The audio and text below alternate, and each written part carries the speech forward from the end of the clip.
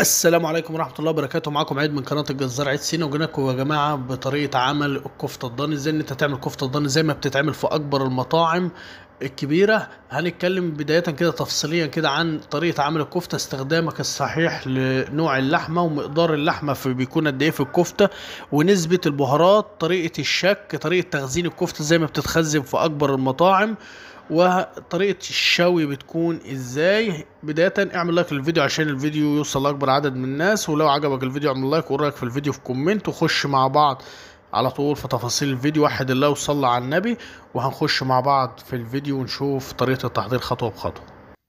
بداية كده يا جماعة، هنجهز اللحمة البقر اللي هنعمل بها الكفتة. وطبعا معانا جميع أجزاء العجل، يعني معانا الفخدة، ومعانا الربع الأمامي، منطقة الضلوع ومنطقة الرقبة ومنطقة السن ومنطقة الكتف. ده كتف اللوحة اهوت، اللي شايلينه من النص الأمامي. طبعا متبوح في السلخانة، والفتحة ديت مكان الدكتور بيكشف عليها، وده ختم السلخانة واضح في اللحم. هنبتدي مع بعض دلوقتي. ده الختم اهوت زي ما حضراتكم شايفين. هنبتدي ان احنا نجهز اللحمة بتاعتنا للكفتة، وهنبدأ باللحمة البقري. خدنا الرقبة من الربع الأمامي وهنعملها، هنقطعها شرايح كده طويلة، وهنركنها على جنبنا كده على الرخام، عشان بعد ما نشرح بقية اللحمة نبتدي ان احنا نقطعه. هنسيبها على الرخامة هنا ونسن سكينتنا كويس، وهنيجي عند حتة اللحمة اللي بحترمها جدا، ويا ريت المصور يخش عليا كده. حتة اللحمة ديت اللي هي السن يا جماعة من أفضل قطع اللحمة، ولكن مش خسارة إن احنا نحطها في الكفتة بتاعتنا، وده نادر لما تلاقي مطعم بيحط قطعة اللحمة دي. أي قرقوشة هتقابلنا في اللحمة هنشيلها حتى ولو كانت صغيرة جدا، عشان الكفتة تبقى مفيهاش قرايش. وبالنسبة للأعصاب، عصب الرقبة برضو هنشيله، هنستخرجه من السن.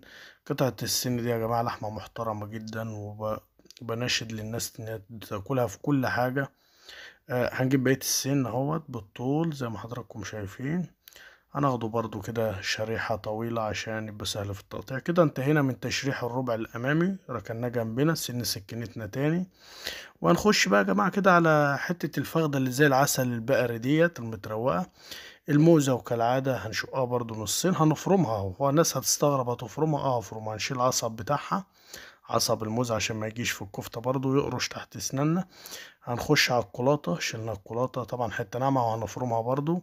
هنجيب بقى الفخدة كده ايه زي ما تقولوا حلقات حلقات كده، وهنفصلها السمانة وظهر الفخدة اهو زي ما انتم شايفين. هنفصلهم على بعض، وفي الاخر كده كده كله هيتقطع مع بعض. هنخش كده حلقات كده من تحت لفوق، حلقات كده لحم احمر صفا اهوت. ده بحليوم لحم، اللون بتاعه الوردي الفاتح الجميل. وديت النهاية اللي هي فرخة الموزة بتاع فخد العجل، حاجة كده بألف أنا وشفا. طبعا شرحنا اللحمة اهوت كده، وبنركنه فوق بعضه وعشان نجهزه. سن سكينتنا عم، ونخش على لوحة الكتف عشان ناشفة شوية. لازم نسن السكينة، وهننزل ناخدها شرايح شرايح كده ونرصها على اخوات. هناخد كده زي ما انتم شايفين كتف برضو احمر، لحمة جميلة. طبعا يا جماعة من النادر والله العظيم ان يكون في مطعم بيعمل الكفتة بالشكل اللي انتوا شفتوه ده، او اللي انتوا هتشوفوه. حاجة مفاجأة يعني. جربوا الفيديو وشوفوا الفيديو الاخر، طريقة تحضير ملهاش حل. هنبتدي ان احنا نقطع بقى اللحمة بتاعتنا زي ما انتم شايفين. والله الموزة كده بتتقطع، واللحمة طبعا البقرة هي الفخدة هتتقطع كلها بالكامل، قطع قطع صغيرة عشان نفرم. هنبتدي ان احنا نقطع في طشت الستانلس. طبعا الشغل في العدة بتاعتنا كله ستانلس زي ما انتم شايفين. ودي حتة السن يا جماعة، الحتة دي موت. بص خسارة ديت، بس بألف أنا وشفا اللي هياكل. خسارة إن هي تتفرم يعني، ما أقصدش، ولكن بتصلح لجميع الأغراض. خدنا من العجل من جميع أجزائه. طبعا واحد بيجي ناس تسألني أفضل مكان في العجل نعمله كفتة إيه؟ الرقبة. ولكن لما تحط من كل أجزاء العجل في الكفتة بتدي طعم مخرافة. بناخد من الفخدة ومن اللوحة تشكيلة كده يا جماعة من العجل، بيبقى حاجة كده إيه، طعمها جميل. طبعا واحنا شغالين كده ربنا برضو بيرزقنا بالناس اللي بتحبنا، اللي شغالين معانا ومتابع للصفحة وبيحبنا وحابب ان هو يتصور ويطلع في الفيديو. وحلفني بالله اني ما امسحش الحتة ديت، وانا قلت له ماشي، اي خدمة يا عم. قطعنا اهوت الموزة والله، وده الموزة بشحمة ولحمة اهي، والله هتتفرم برضو في الكفتة، لحمة بلدي 100% والله.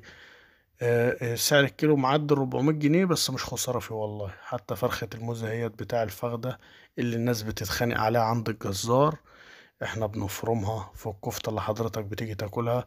فما تستغلاش الكفتة مهما كان سعرها، لان انت شايف اللحمة وجودة اللحمة اللي بتتعمل. ومن الصعب، واصحاب المطاعم عارفين الكلام ده. ومتنساش بقى تعمل لايك اهوت كده. قطعنا اللحمة وهنبتدي ان احنا نعبي اللحمة بتاعتنا في برضو سطوير ستانلس، وهنخش بيها على الغرفة تجميد.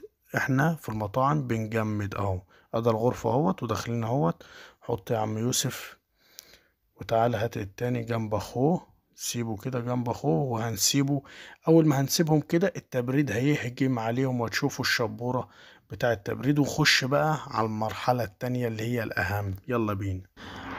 بعد ما جهزنا يا جماعة اللحمة اللي احنا الباري قطعناها، نخش على اللحمة الضاني. البوش الضاني بيكون فين؟ طبعا اللي هي الضاني ما بنحطهاش، طالما متوفر عندنا البوش الضاني مش مشكلة، مش هنحط ليها خالص. ديت منطقة السرة يا جماعة، بتبقى في الخروف، وتطلبها من عند اي جزار سهل ان هو يديها لك طبعا. منطقة السرة هي مفرش البطن بتاع الخروف، ودي بتدي للكفتة طعم ملوش حل. وهناخد منطقة البدن او السبيداجة زي ما الجزارين عارفاها. منطقة البدن دي تاني طبقة على طول، بتبقى بعد جلد الخروف لما بتسلخ وبتشيل الجلد. هنشيل كمان منطقة المفرش، المنطقة التانية. الخطوة الجاية ان احنا بنقطع البوش زي ما حضراتكم شايفين، وبنحطه في حاجة واسعة كبيرة جدا طبعا عشان احنا بنعمل كميات كبيرة.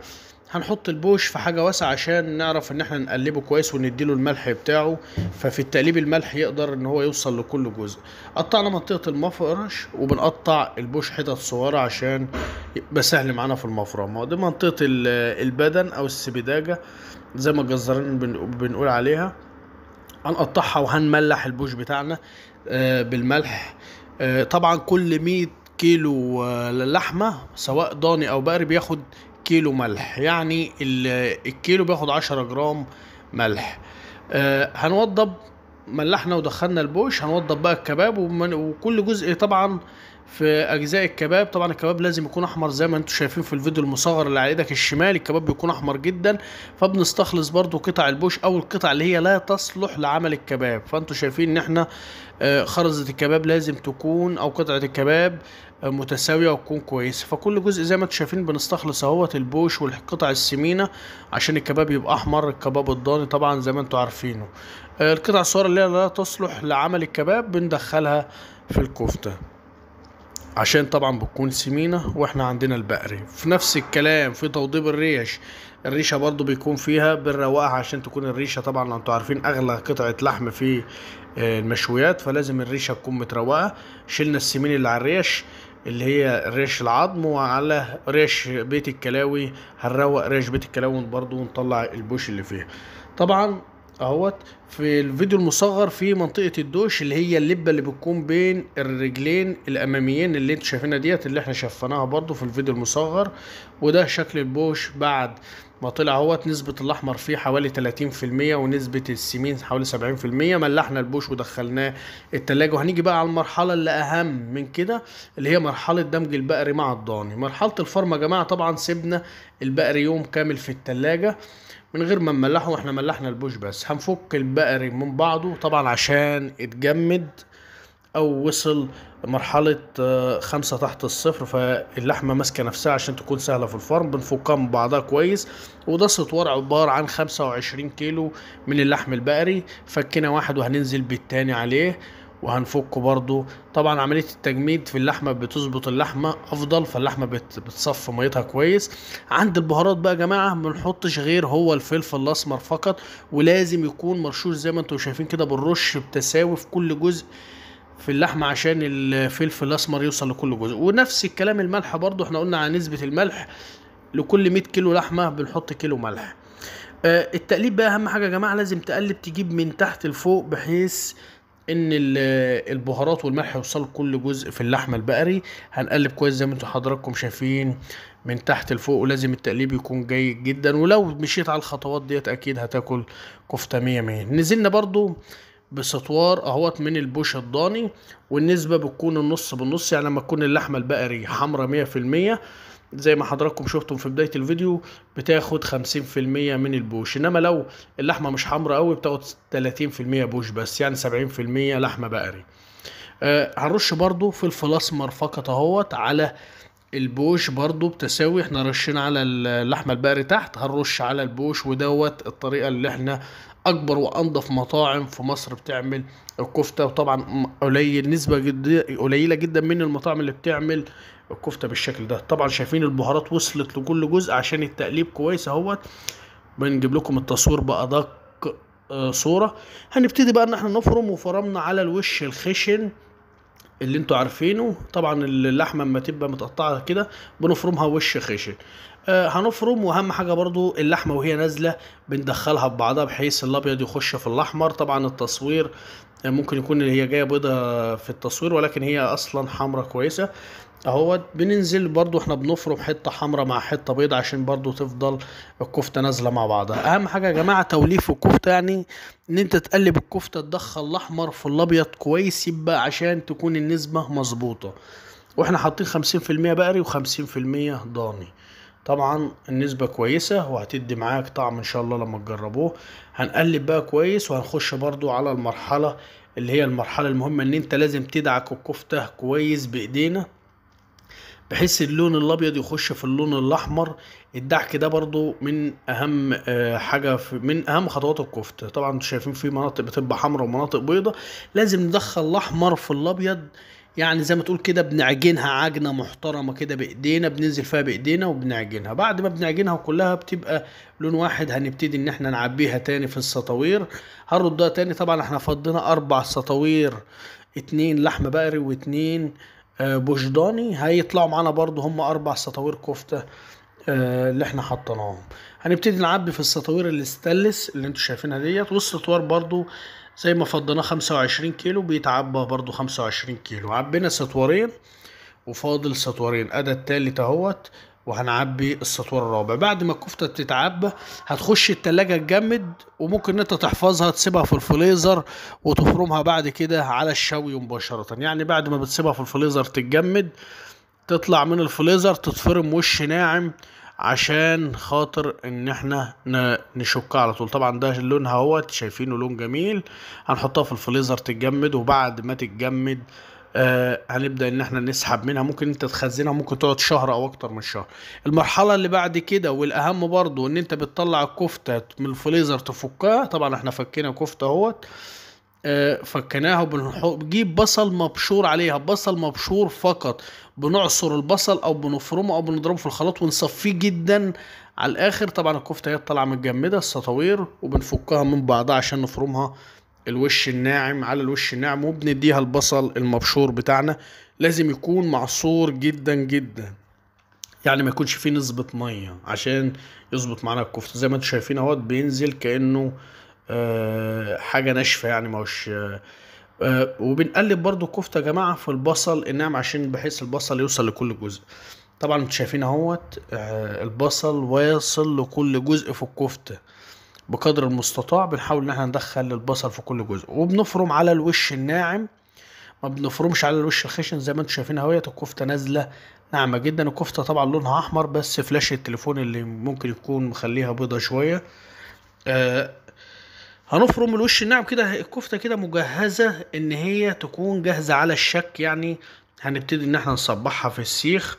وفي اكتر من فيديو علمناكم ازاي ان انت تسيخ الكفتة. بتقطع قطعة كفتة حوالي 125 جرام زي ما حضراتكم شايفين. وهنعرفكم ازاي تخزنوا كفتة بعد ما تتشكي كمان. قطعنا قطعة كفتة وزنها 125 جرام، يعني 8 كيلو بالظبط، يعني نص الربع كيلو. وبتبتدي ان انت تفردها على السيخ، وبتشك بالثلاث صوابع، وبتعقل عقل، وبتقفل من شمال ويمين. هنوريكم بيان كمان على سيخ تاني بحيث برضو الناس اللي هي ضعيفة في الشك تعرف انها تشك.